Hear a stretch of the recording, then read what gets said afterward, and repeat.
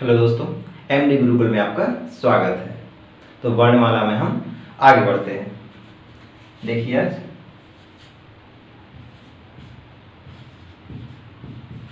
उच्छिष्ट व्यंजन।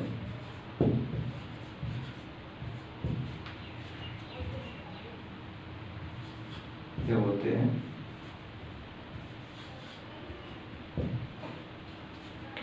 ठीक है, अब देखिए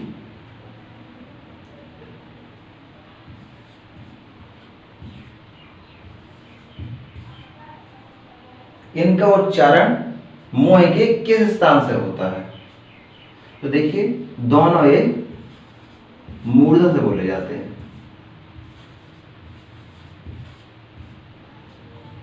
अब देखिए अल्पप्राण और महाप्राण में कौन है, तो बताइए।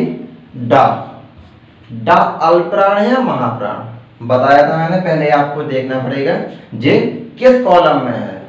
जो वर्ग बताए थे, का वर्ग, चा वर्ग, टा वर्ग, ता वर्ग और पा वर्ग। जे आपका आता है टा वर्ग में, टा ठा डा। तो डा टा ठा डा ये तीसरे कॉलम में आता है। तो इसी के बिल्कुल बगल में ही ये लिखा हुआ है, यानी कि एक इसी का रूप है। इसमें यदि बिंदी लगा दी जाए नीचे तो ये इसी का रूप बन जाता है। ये पहले ही संस्कृत में नहीं था, ये बाद में आया हुआ है। तो ये तीसरे कॉलम में क्या होता है, देखिए पहले में अल्प, दूसरे में महा, तीसरे में अल्प। तो ये अल्पप्राण होगा। अब देखिए डा के बाद ढा, तो ढा का ये दूसरा ही रूप है। ठीक है, तो ये चौथे कॉलम में आता है। चौथे कॉलम में अल्प महा यानी ये महाप्राण होगा। अब देखिए सघोष में, तो ये डा जो है वो पहले के दो कॉलम अघोष में आते हैं, बकाया तीन कॉलम सघोष में आते हैं। तो तीसरे कॉलम में है सघोष होगा तथा चौथे कॉलम में है जे भी आपका सघोष होगा, क्योंकि लास्ट के तीन कॉलम सघोष में आते हैं।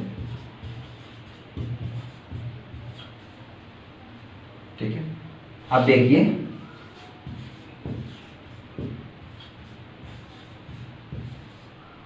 अयोगवाह। अयोगवाह में आते हैं अंग तथा आ। ये क्वेश्चन बहुत आता है, बताइए अंग ये किस में आएगा? अयोगवाह में, तो ऑप्शन में दिया रहेगा अयोगवाह। या अयोगवाह के अंतर्गत कौन कौन से वर्ण आते हैं, तो याद रखिए। अब देखिए इसमें अयोगवाह कैसे याद रखेंगे। आ और योग, ये अंग और आहा देखा जाए तो उच्चारण में नहीं आते हैं। स्वर में आपने पढ़ा है कि उच्चारण में अंग और आहा नहीं आते हैं, लेकिन जब हम इसे लिखते हैं, लेखन में इनको लिखा जाता है, क्योंकि ये आ के संयोग से बने हुए हैं। आ में यदि बिंदी लगा दी जाए तो अंग, आ में यदि विसर्ग लगा दिया जाए तो आहा। किसके योग से बने हैं? ये आ के योग से बने हैं। तो आ योग, जो आ के योग से बना हो वो अयोगवाह कहलाता है। तो अंग और आहा अयोगवाह है। अंग को कहते हैं अनुस्वार तथा आहा को कहा जाता है विसर्ग। ठीक है, याद रखिएगा, क्वेश्चन इससे आता है। अयोगवाह में अंग आहा, अंग अनुस्वार तथा आहा विसर्ग में आता है। ठीक, अब हम देखेंगे चित्र से कि किस स्वर या किस व्यंजन का उच्चारण मोह के किस स्थान से होता है। तो आइए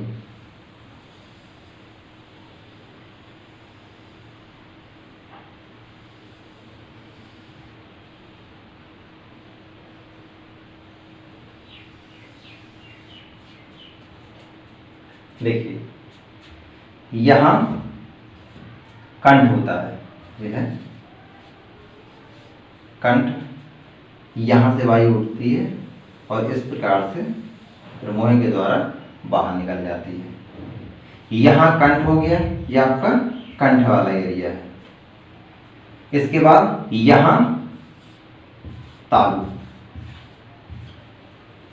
और यहां मूढ़ होता है, मूढ़ के जस्ट नीचे बिल्कुल ये होता है यहाँ पे मूर्धा, ये जिसे मूर्धन्य कहा जाता है। यहां दांत होते हैं, ठीक है, यहां दांत तथा यहां होंठ होते हैं।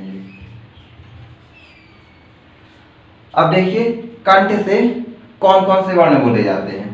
कंठ से कंठ और का से का वर्ग, तो का वर्ग पूरा कंठ से बोला जाता है, जी व्यंजन में बताया था। अब देखिए स्वर में कौन कौन से कंठ से बोले जाते हैं, तो इसमें छोटा आ, बड़ा आ और आहा, ठीक है, याद रखिए छोटा आ, बड़ा आ और आहा, ये तीनों भी जहां आ आए तो वो कंठ से आवाज निकलती है, और हा, ठीक है, हा की आवाज भी कंठ से आती है। अब देखिए तालु, तालु से कौन कौन से बोले जाते हैं, तो इसमें दूसरा कौन सा वर्ग है, चा वर्ग। चा वर्ग तो बोला ही जाएगा इसमें, और इसमें आता है छोटी ई, बड़ी ई, या और सा, ठीक है, ऐसे याद रखिए। ईज या यस, ठीक है। अब देखिए मूर्धा, मूर्धा से कौन कौन से बोले जाते हैं, टा वर्ग, टा वर्ग पूरा मूर्धा से बोला जाता है। और क्या आता है इसमें, देखिए अपन लोग ऋषि लिखते हैं, तो यहां पे भी ऋषि से याद रखना है, ऋषि का री और ये सा, ये दोनों मूर्ध से बोले जाते हैं, क्योंकि ऋषि का माइंड बहुत तेज होता है, मूड बहुत तेज होता है, बहुत हाईली काम करता है ऋषि का माइंड। तो इसी प्रकार याद रखना है, जो मूर्धा मूड के नीचे है, जो इससे री और सा, ये दोनों बोले जाते हैं, ठीक है। अब देखिए दांत, दांत में ता लगा हुआ है बाद में, तो दांत में जो ता लगा हुआ है बाद में, तो याद रखेंगे इससे कि ता वर्ग दांत से बोला जाता है, ता वर्ग दांत से बोला जाता है। अब देखिए होंठ, इसके बाद आता है पा वर्ग। पा वर्ग के बारे में बताया था मैंने कि होंठ से पा वर्ग पूरा बोला जाता है, यदि होंठ ना हो किसी के तो पा वर्ग नहीं बोल सकता। तथा ऊ और ऊ, छोटा ऊ और बड़ा ऊ, ये भी आपके होंठ से बोले जाते हैं, ठीक है। अब देखिए दंत मूल,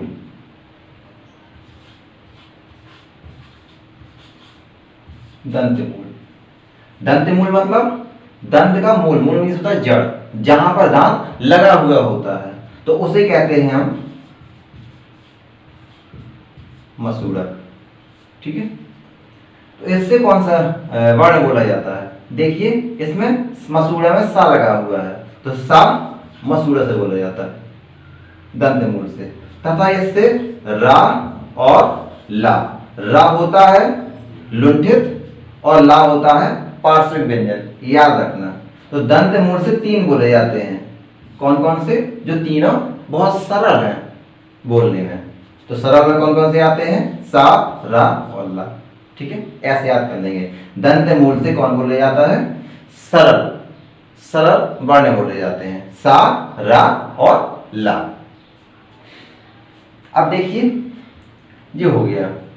इसके बाद कंठ प्लस तालु से, इन दोनों से भी वर्ण बोले जाते हैं, जिसमें कि वायु कंठ तथा तालु से होकर निकल जाती है।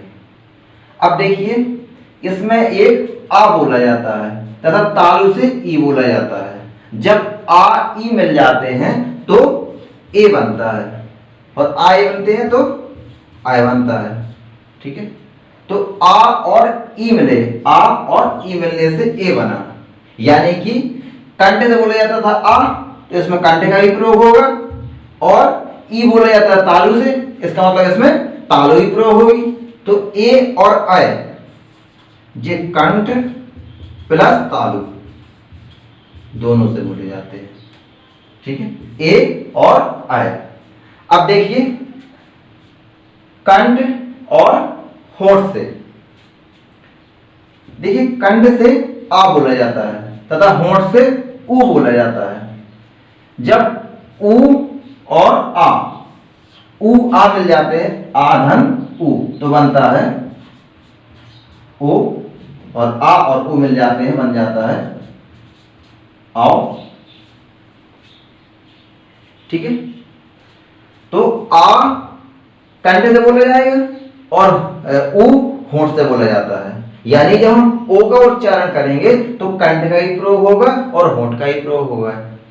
इसीलिए जो जे ओ और आओ है वो कंठ प्लस होठ दोनों से बोले जाएंगे।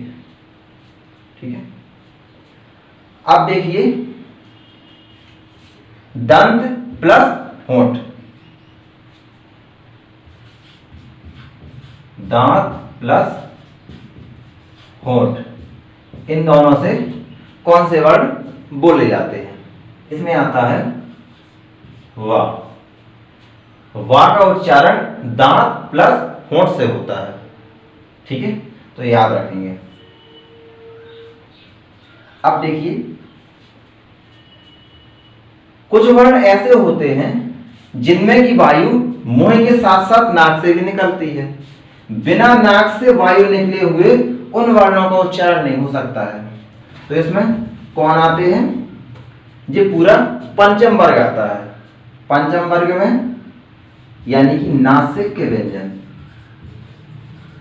नासिक के व्यंजन कौन कौन से हैं? ये हैं अंग, इंग, आणा, ना और मा।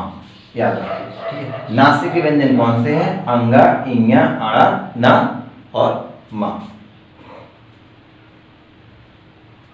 अब देख लीजिए शुरू से।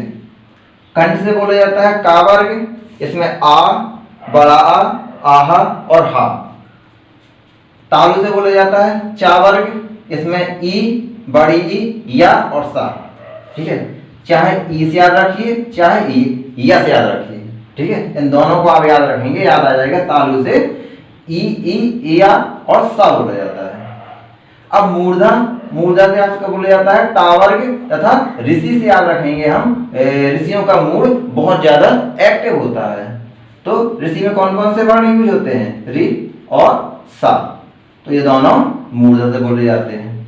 अब देखिए दांत, दांत में ता लगा हुआ है बाद में, तो ता वर्ग पूरा दांत से बोला जाता है। देखिए अब होठ, होठ से पा वर्ग बोला जाता है तथा ऊ, बड़ा ऊ होठ से बोले जाते हैं। इसमें आ और ई को मिलाकर क्या बनता है? ए बनता है। तो ए और आय कंठ प्लस तालु से बोले जाते हैं तथा आ प्लस ऊ को मिलाकर ओ और आओ बनता है। तो ये ओ और आओ कंठ प्लस होठ से बोला जाएगा। अभी इनका प्रयोग संधि में बताया जाएगा, किस प्रकार ए का प्रयोग होता है, किस प्रकार ओ का प्रयोग होता है, कैसे बनते हैं संधि में। होठ का हो गया। अब देखिए दंतमूल यानी कि मसूड़ा, मसूड़ा से तीन बोले जाते हैं। मसूड़ा में सा लगा हुआ है तो सा याद रखिए, इससे बोला जाएगा। तथा रा और ला यानी कि सरल याद रखिए, सरल से आपको याद रहेगा कौन कौन से इसमें वर्ण होते हैं। सरल में सा होता है, रा होता है और ला होता है। तो दंतमूल से बोले जाते हैं तीनों ये। अब दांत प्लस होठ, इन दोनों से बोला जाता है वा। और नासिक के व्यंजन कुछ ऐसे वर्ण होते हैं जिनमें हवा मुंह के साथ साथ नाक से भी निकलती है, तो वो नासिक के कहलाते हैं।